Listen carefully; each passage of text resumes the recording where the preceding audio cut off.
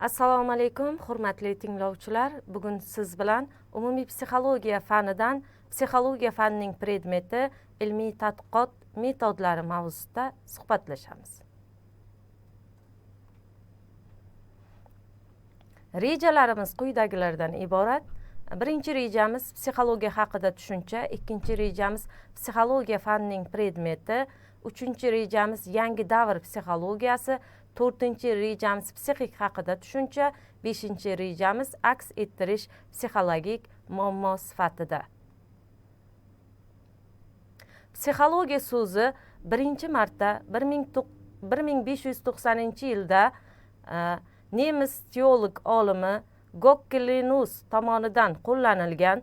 8-asrda nemis olimi Wolf birinchi marta ilmiy atamalar qatoriga psixologiya atamasini kiritgan. Psixologiya ham qadimiy, ham ma'lum darajada yangi fan hisoblanadi. Qadimiy fan sifatida u 2000 yil avval oldin paydo bo'lgan degan qarashlar mavjud.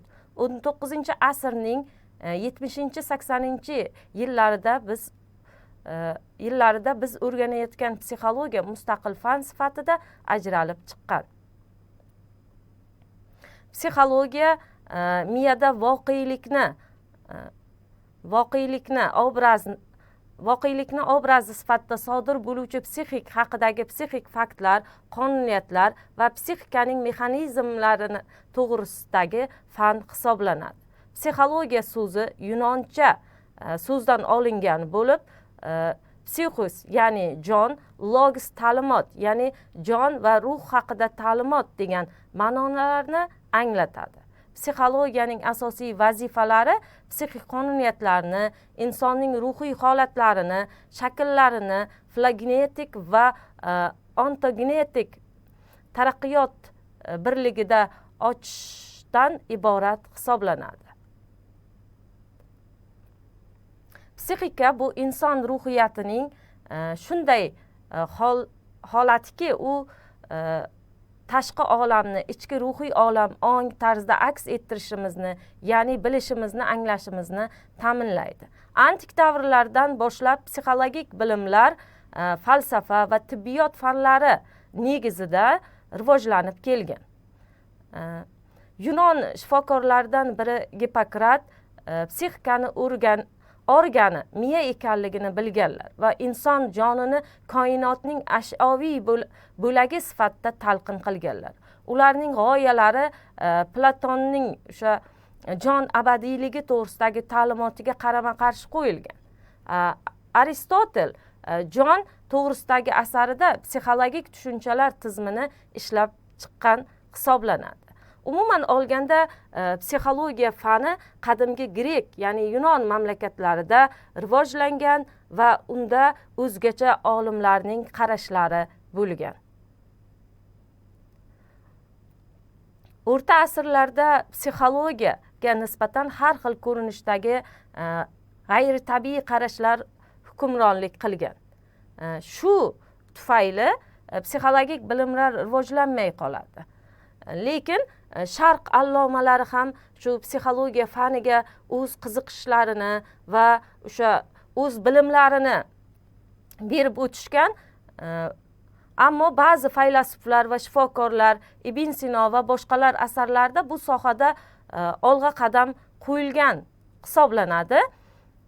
Inson xususiyatlari to'g'risidagi ma'lumotlar qadimgi qo'lyozmalar, yodgorliklarda o'z aksini topgan. Turli mamlakatlarda va shaharlarda tuzilgan akademiyalarda, ya'ni o'sha Xorazm, Samarqand, Kiyev, Moskva va boshqa shaharlarda psixologiya yuzasidan tinglovchilarga saboq berilgan. Al-Xorazmiy, Al-Farobiy, Abu Rayhon Beruniy, Abu Ali ibn Sino, Mirzo Ulug'bek kabilar o'zlarining inson psixikasi va yosh avlodni tarbiyalashga doir boy fikrlar va qarashlarni meros sifatida qoldirganlar. Bularning ko'plab asarlarida insonning o'sha tafakkuri, aqlni rivojlantirish, tarbiya xususiyatlariga bog'liqligi haqida qarashlari mavjud.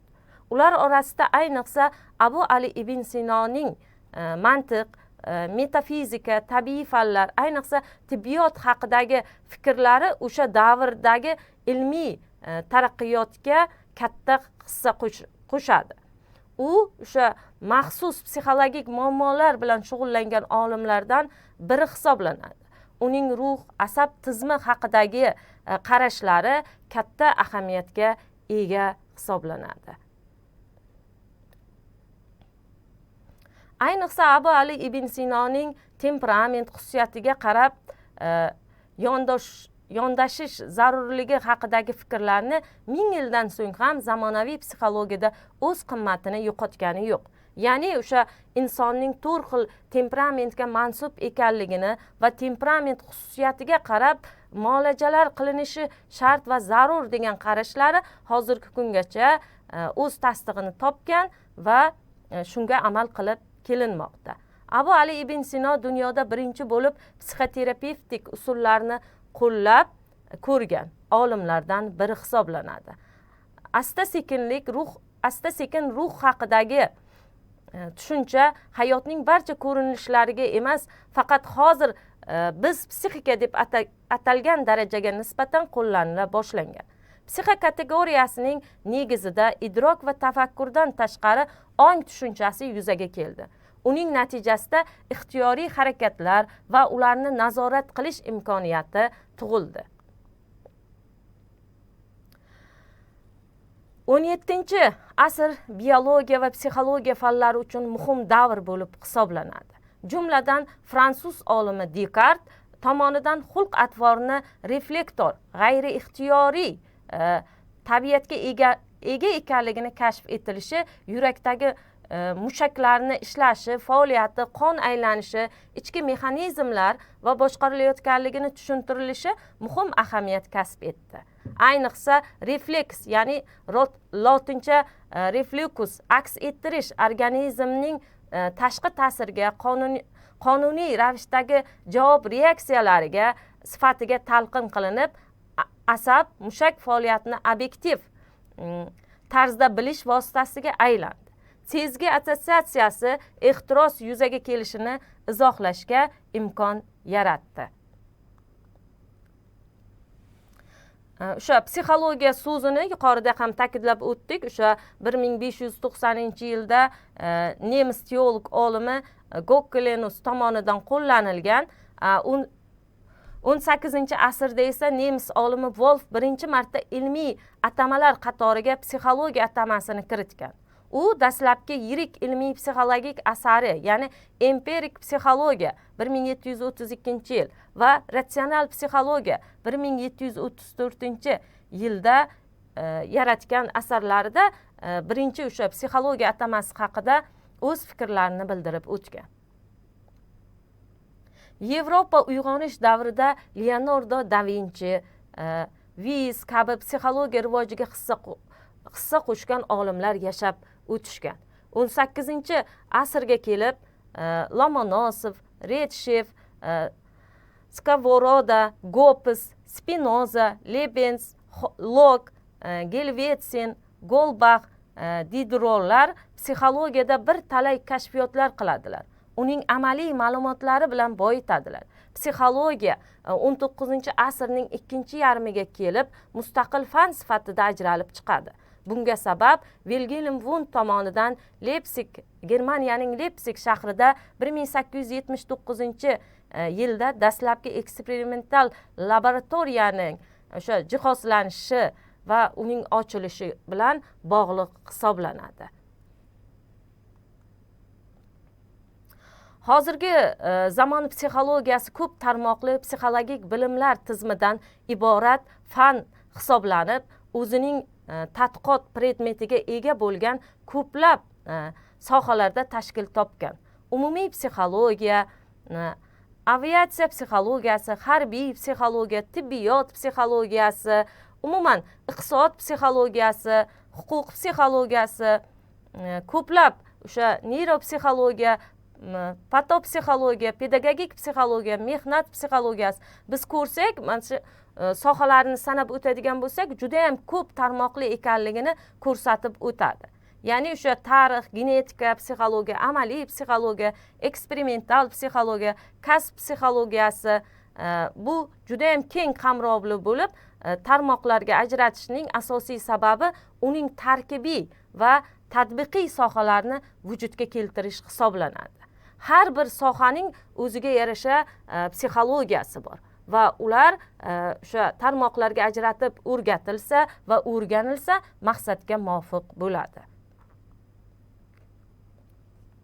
O'zbekistonda psixologiya 1928-yildan e'tiboran hozirgi Milliy universitetda fan sifatida o'qitila boshlagan va 1929-yilda xalq ma'rifi komissarligi qoshida psixologiya laboratoriyasi ochiladi. Keyinchalik pedagogika institutida psixologiyaning bir necha sohalari bo'yicha talabalarga bilim berila boshlanadi. 20-asrning ikkinchi yarmida Vohidov, Davletchin singari mahalliy kadrlar yetishib chiqadi. O'zi umuman olganda shu psixologiya sohasida hozirgi kungacha O'zbekistonda hissa qo'shib kelgan olimlardan Taskarayeva, G'oziyev, Qodirov, Shomarov, Gaynuddinov, Karimova, Baratov, Jabborov, Sunnatovlar kabi psixologlarni umumiy psixologiya, pedagogika va yosh psixologiyasining ijtimoiy sohalari bo'yicha tadqiqot ishlarini amalga oshirilmoqda va o'z hissalarini qo'shib kelmoqda.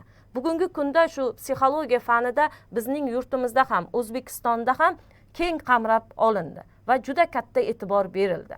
Bunda o'sha olimlarning tadqiqotlari, olib borilgan o'sha ilmiy tadqiqotlarning natijalari keng ommaga namoyish etildi va ular darsliklar yozib boshlandi. Bu darsliklar o'sha maxsus kollejlarda, texnikumlarda, hattoki oliy ta'lim universitetlarida o'tilib boshlandi. O'zimizda ham Surxondaryo viloyatida, o'zimiz Termiz davlat universitetimizda psixologiya fanlari doktori Sharifiddinova Xadicha Gulomiddinovna tomonidan umumiy psixologiya o'quv qo'llanmalari yaratilgan va bu bemalol bu qo'llanmalardan foydalanib umumiy psixologiyani o'rganishingiz mumkin. Psixologiyani keng qamrovli sifatida o'sha o'tiladigan mutaxassis tayyorlaydigan universitetlar O'zbekistonda bir qancha mavjud. Bular o'sha O'zbekiston Milliy universiteti, Samdu, Farg'ona universiteti, Qarshi universiteti, Termiz davlat universiteti bazalarida yo'lga qo'yilgan. O'zbekistonda psixologik xizmat joriy qilingan va uning tarmoqlari tobora kengayib borilmoqda. Bu xususan shu katta e'tibor bilan 2018-yildagi o'sha O'zbekiston prezidenti tomonidan psixologiya sohasiga bo'lingan katta e'tibor va maktabgacha ta'lim sohasida ham psixologik xizmatning joriy etilishi, maktablarda psixologik xizmatni qaytadan ko'rib chiqilishi bu psixologiya sohasiga bo'lgan e'tiborni ko'rsak bo'ladi.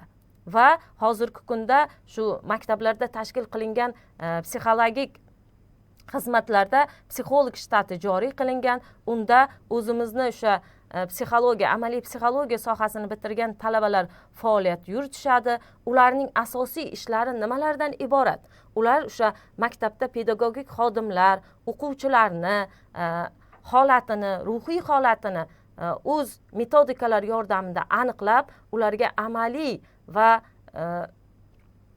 nazariy ko'nikmalarni shakllantirishda imkon qadar yordam berib kelmoqdalar. O'zbekistonda o'sha o'zini ilmiy tadqiqotlarda, metodikalarda va chet el metodikalarni o'zimizni mahalliy metodikalar bilan almashtirishda hissa qo'shgan olimlardan Shomarov, G'oziyev va Karimovalarni alohida e'tirof etsak maqsadga muvofiq bo'ladi. Shu o'rinda aytib o'tishim kerakki, bu olimlardan Vasila Karimova shu yilning o'zida kitoblarida, o'z oila psixologiya kitoblarida olib borilgan tadqiqotlarni, necha yil oldin qilingan farazlarni isbotini topganini ko'rishimiz mumkin bo'ladi.